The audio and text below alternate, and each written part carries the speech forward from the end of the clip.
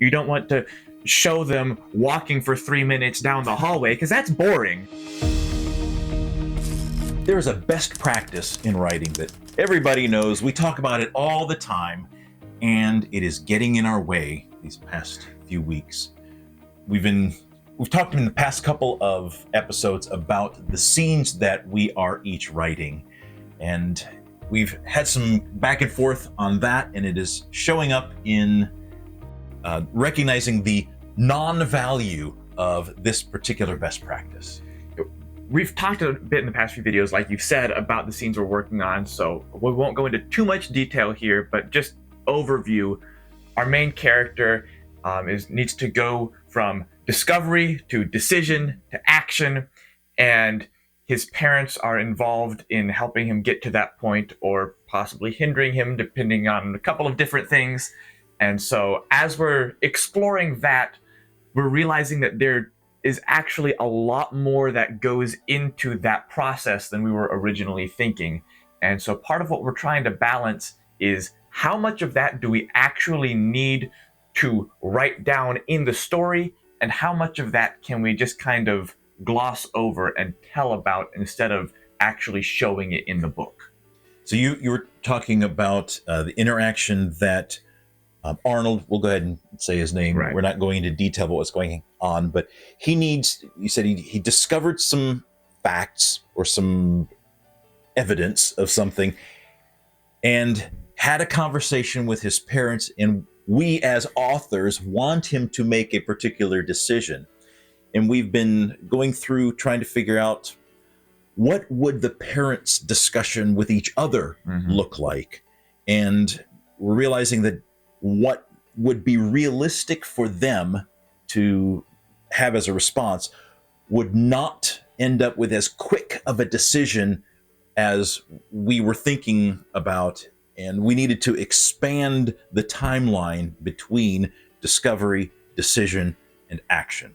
And within that expansion, there's some other conversations that the parents have, probably with each other, with other people. They're trying to gather information as well.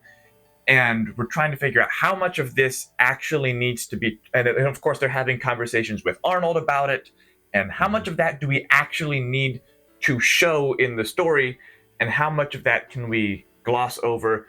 One idea we had is, instead of showing the conversation between Arnold and his parents, have a conversation with Arnold and one of his friends where Arnold is summarizing to his friend the conversation that he had with his parents. So this best practice rule that everybody knows about is that classic show, don't tell, which turns out nobody ever really, I can't say nobody because everybody says it, but it came from, it's been attributed to, I can't remember his first name, Chekhov, the guy who, I think it's the same guy who invented Chekhov's gun. It's the same guy with the gun, yeah. Yeah, the guy with the gun. And it's attributed to him as saying something more along the lines of, don't tell me that the moon is shining, show me the glint of moonlight on broken glass. And if you look at Wikipedia, even that phrase didn't actually come from him, but it was more of a more elaborate thing that he had said about how you can convey the ideas of the beauty of nature. So it was never don't tell, but there is a value in showing that allows the reader to experience a scene. And then there is telling, which allows the reader to skip past a scene and knowing when is useful for which. Right, because there are going to be times when you do definitely want to tell rather than show. When you've got transitions between scenes, you don't want to show them walking for 3 minutes down the hallway because that's boring. You want to tell that they walked down the hallway and got to the place where they're going and where the rest of the story happens. So we need to have that balance between showing the things that are important to show and that help the reader get into the world, but knowing when to just tell the things that aren't important. We need to be able to learn what is the difference between what's important enough to show and what's not important enough that we can just tell.